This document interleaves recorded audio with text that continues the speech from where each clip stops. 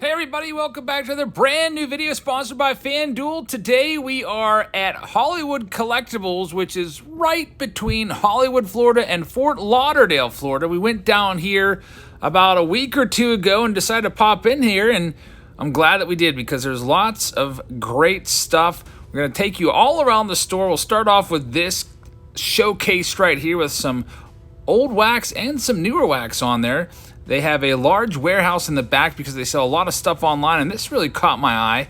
A whole lot of unopened wax from the early 90s all the way up through like the mid-2010s. You can see some 92 Pinnacle on the shelf there, some 93 Score. We're looking at some Select there, and I'm going to end up picking up 3 of these boxes. There's 94 Donos. They've got a bunch of those. I was just looking at the prices, and they're a little bit cheaper in stores, so it might be a good idea to run in there and grab an unopened wax box if that's your thing. They've got a lot of different types of collectibles there. There's figurines and baseballs. They've got jerseys. They've got framed, autographed pictures on the wall. See, there's the great Tony Gwynn right there, and multi-sport as well. We're going to swing it around here to the other side of the store and show you what they've got on this side.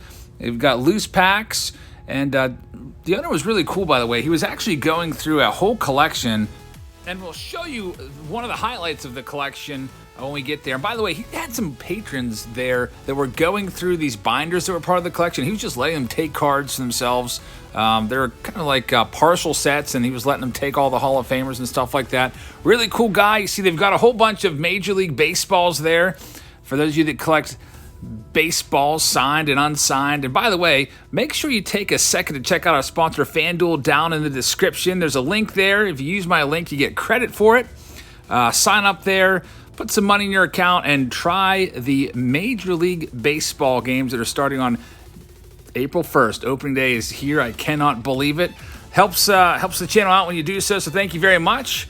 As we're looking through this bargain box right now, just decided to give you a little cross-reference of what's in there. There's Hall of Famer Tony Perez. They had some graded stuff in there, and a lot of top-loaded cards, some Hall of Famers. I didn't pick anything out of this box to buy. I'll show you what I bought at the end of this video, and I also open up one of the boxes that I bought. You see some 2013 Topps Update in there, which is pretty awesome. We're going to give you a quick look at the showcase now, just in case you see something that you want, or at least we can give you an idea of what type of cards they feature in the showcase. There's a nice Fernando Tatis Jr., who's might be the face of baseball after this season or next. If you don't have a Tatis rookie yet, you might want to grab one. You can see they have the players all organized there. There's Ken Griffey Jr., a stack of his rookie cards. So if you have a favorite player, you can say, hey, could I see that Bellinger stack? And they'll take it out, and you can go through it and see if you can find a card that you like. Take a look at that wax wall again. As you guys know, I love wax. So I had to get another shot of that. And then here are some of those binders that I was talking about. Got some full binders there. I guess he gets a lot of collections coming in, so some cheap stuff there. Actually gave the boys a binder. One was an 87 Donruss binder, and another one was an 85 Fleer binder. Almost a complete set. They're probably like 90% complete. They've also got your supplies covered, as you guys know. Supplies can be tough to come by. And if you buy them on Amazon or eBay, you're going to end up paying a premium. So it's probably always best to buy them at your local card store if you're lucky enough to have one around. So if you're down here for spring training, you might want to hop in here and check them out if you're on the eastern coast of Florida. And we've got Mickey Mantle right there. Love that picture right there. A signed Mickey Mantle painting. Some game-used bats as well. I think I've pretty much showed you everything in here. We're just going to end by showing you the best card that I saw come out of the collection. I was like, hey, can I take a video of that and check it out? A 1933 Babe Ruth Gowdy that they're going to send off to be graded. So I'm going to show you what I bought. We're going to open up one of the boxes right now. Thank you for watching. Please hit that subscribe button. And now let's get to ripping. All right, everybody, it's time to open up some of the cards. I'll show you the boxes I bought. I picked up 3 boxes. I would have liked to have purchased many more. Unfortunately, I flew to Florida, and I had to ship the boxes back, so I was a little choosy. I picked out 3 boxes. I tried to pick things that I've never opened before on the channel. This was one of them, a box of 2002 Flair. We're going to open this box right here, right now. It was an $80 box We also picked up a box of 1994 Select. That one was pretty budget friendly. Where's the price tag on it? Only $30 on that one. And the most expensive box, we'll be opening this one for Throwback Thursday at some point very soon, was $125 for a box of 2002 Topps Traded and Rookies. So without further ado, let's go ahead and bring in our sponsor. Michael is getting all of these cards. And by the way, we are sponsored this month by FanDuel. I hope you guys will check out FanDuel.com if you're a big fan of fantasy baseball. If you use my link here, FanDuel.com/JabsFamily, all one word, JabsFamily. I'll also put a link down in the description. If you join up there, put some money in your account, go ahead and challenge me to a game of fantasy baseball and see if you can beat me. It'll be pretty fun. I love playing fantasy baseball. The day-to-day contests make it really fun.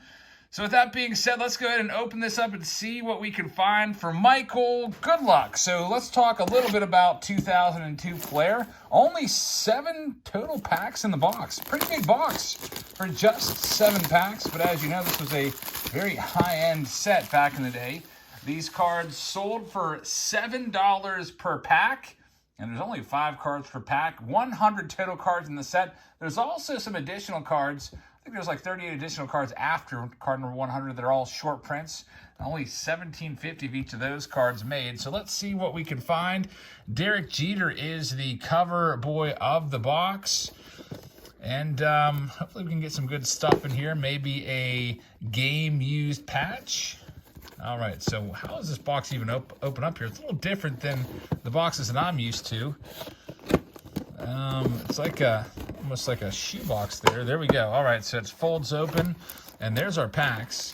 A grand total of 7 total packs. I'm not a big fan of this packaging design. Obviously, they would get a little more wise and, eventually shrink it down to the size of the blaster box that you see nowadays. Those packs would fit nicely in a blaster box, but they eventually figured it out. All right, so here we go. You can see we're looking for future fame cards, serially numbered cards to 1750. I spoke about those. Those are the short prints, and game-used memorabilia cards, 1 in every 36 packs. Maybe we'll get lucky and find one of those.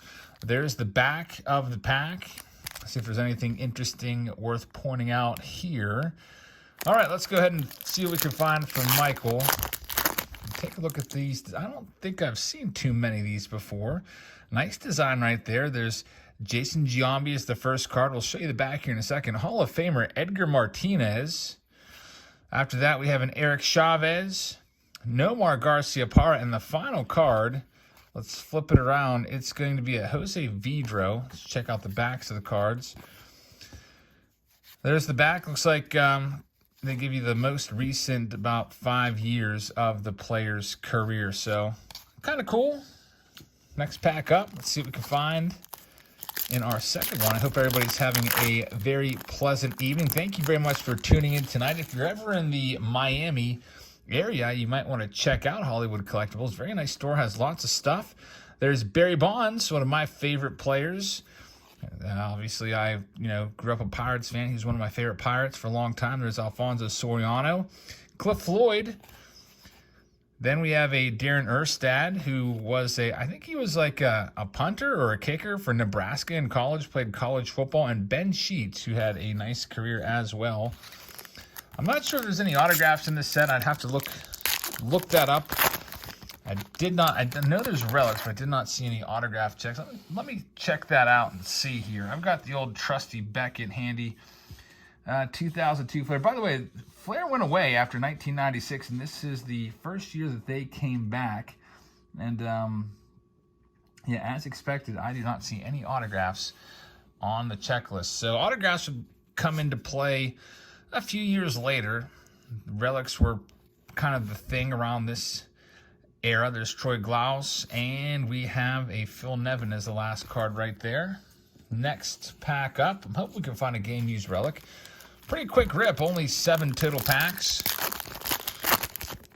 There's Barry Bonds once again. There's Roger Clemens. How appropriate. Clemens and Bonds back-to-back.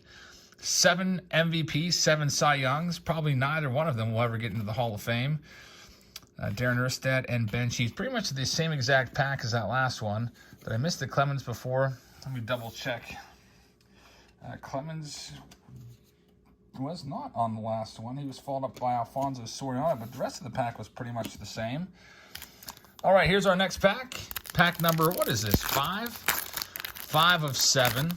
I remember picking up Flair singles as a kid when I was like 13. They were pretty expensive back in the day. I don't think I ever was able to really afford a box, Mark Burley, or let alone a pack. Jeremy Burnitz, we've got a Manny Ramirez right there, and there's Moises Alou as our final card. 2 more packs until we wrap it up for this evening. We've got Curt Schilling, might be in the Hall of Fame someday, or he might just be, a guy that has the numbers but just never get in. Like this guy right here, Jeff Kent, most career home runs by a second baseman. He's not in the Hall of Fame. There's Jason Kendall.